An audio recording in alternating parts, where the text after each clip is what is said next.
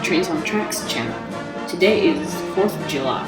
Usually I renovate my house on the weekends and days when my dad isn't working, but to celebrate the 4th, we decided to go to the desert. On our way out, we went to Barstow, California to see some trains. We start off at the BNSF Barstow Yard, which is pretty big. I went into the yard where all the workers drive in and explored a little. See this tower? Well, I have a funny story. I went up the elevator and into the office where the guys are working on computers. The man closest to me was on a phone call. I said, "Excuse me, can I go up onto the deck?" He told me no because of liabilities, like if I fall or something. He kept telling me he was really sorry, but he told me a place to go where I could rail fan on public property. This picture has what looks like a lot of Jeeps, but I don't know for sure. If you look to the right, that is the car maintenance shed, if I remember correctly. I went down there, but I didn't get out of the car because my dad didn't feel like getting in trouble. I really like seeing Burlington Northern Hopper. I wish I could read the number more clearly. If you look closely, you will see a red locomotive behind the hopper. I wonder what the company of that locomotive is. Here is a Santa Fe Warbonnet. This was sort of the first time I have ever seen a Warbonnet. The reason I say sort of is because while driving to the train yard, I saw a Warbonnet over an overpass with BNSF lettering. So this is the first time I have taken a picture of a Warbonnet and seen one in Santa Fe lettering. Here's BNSF 1745, an SD40-2. This was the unit connected to the Warbonnet. Next up, we see some Norfolk Southern foreign power. The Norfolk Southern Locomotive 7610 is an ES40 DC. BNSF Locomotive 113 looks like a small AC4400 CW. It is actually a GP60M. This might have been the first time I have seen one of these. Here's a photo from 2004 I found on railroadpicturesarchive.net of this unit in Wellington, Ohio. Here's BNSF 101. Yes, this is another GP60. Amazingly, this locomotive was involved in a train wreck. These photos of the wrecked BNSF 101 are from 1998, and nowadays you wouldn't even be able to tell that this survivor was in a train wreck. BNSF 101 crashed into Locomotive 519. This picture of BNSF 519 was taken in Woodford, California. Last up, we have a view of the yard.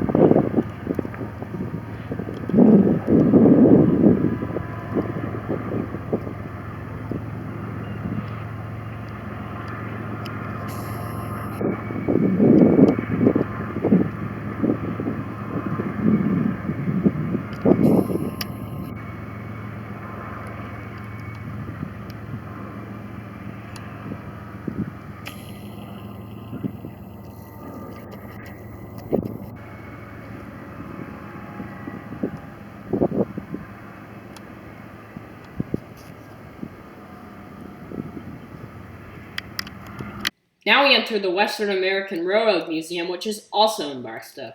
This place is pretty cool because it has some nice locomotives that you can climb on. This is Santa Fe 6307, which was built by EMD in 1966 as an SD40. It was built as Santa Fe 1707 and not long after renumbered to 5007. It is interesting to note that all the numbers end in 7. In the 80s, this Santa Fe unit was rebuilt and repainted, and the unit became an SD40U. When the merger happened, this unit was given the number 6307 and then became Great Northern 6307. It was stored in Barstow until being donated to the museum in 2019. Here you can see the cab of the train. These are the big fans on the roof of our SD40U. On March 6, 2004, this SD40-2 was donated to the museum we are at right now. In 1980, EMD built this locomotive. Before the merger of Union Pacific and Missouri Pacific, this unit was Missouri Pacific 3320. After the merger, it was repainted in the Union Pacific yellow scheme renumbered to 4320, and finally renumbered to 9950. If you look here, you can still slightly see the number 4320 on the back of the locomotive. It was cool to see the bell of this unit up close. Here is the fuel cap, just like the one on cars nowadays. Back up a little and you can see the tank. I saw part of the siding of 9950 off, so I decided to pop in my camera and take a picture. Pretty cool seeing all the parts of the inside of this giant. This is Santa Fe 95. This FP45, originally Santa Fe 105, began its work on the rails on December of 1967. This locomotive pulled Santa Fe's transcontinental passenger trains. During the general renumbering of 1969/1970, this unit became 5945 in March of 1970. 2 days after Amtrak began, the last San Francisco chief that left Chicago only 2 days before arrived in Richmond, California to pull out all remaining passenger equipment out of Richmond. In the early 1970s, 5945 gave away its red and silver paint scheme for a blue and yellow paint scheme. A few years later, it got a blue and yellow Warbonnet scheme. In 1978, this locomotive was involved in a wreck and brought to Santa Fe shops in San Bernardino, California, to be rebuilt. In 1981, this locomotive was rebuilt again in San Bernardino and renumbered to 5995 as part of the 5990 series, which was the new number series for rebuilt FP45s. Throughout the 70s and 80s, FP45s were the regular power for office car specials. During the attempted Southern Pacific Santa Fe merger in 1985 to 1986, the 5995 was the only FP45 not repainted to red and yellow. It was the final unit to be painted in the Superfleet red and silver scheme.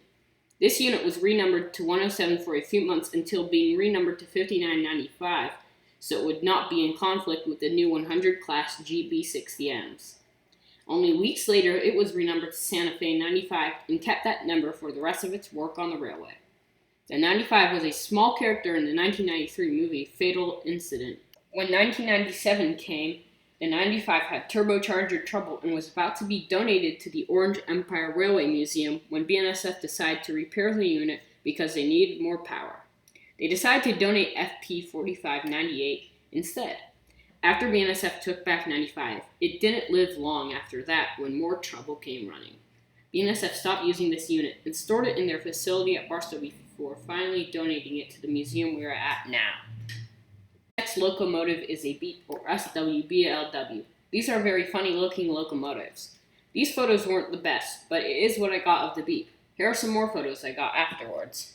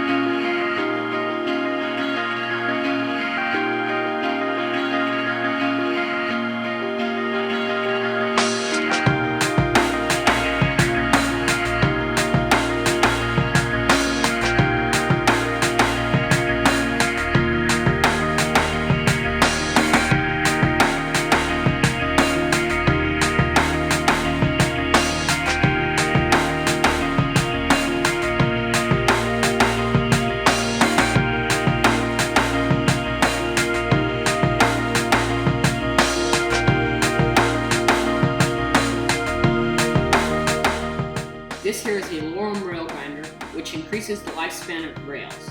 These machines reduce transit noise and offer a smoother ride, and it will have less wear on rolling stock, increase the train performance, reduce surface defects, and improve rail profile. The rail grinder removes corrosion and deformations on the rail. This comes in handy for busy lines.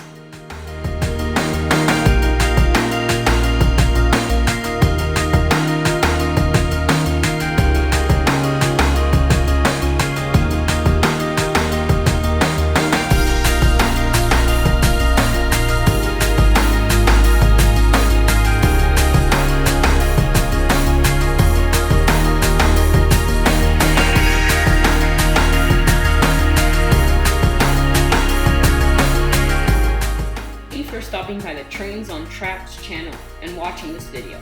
If you like this video, consider watching a few more of mine. Until next time, this is Exodus. Bye.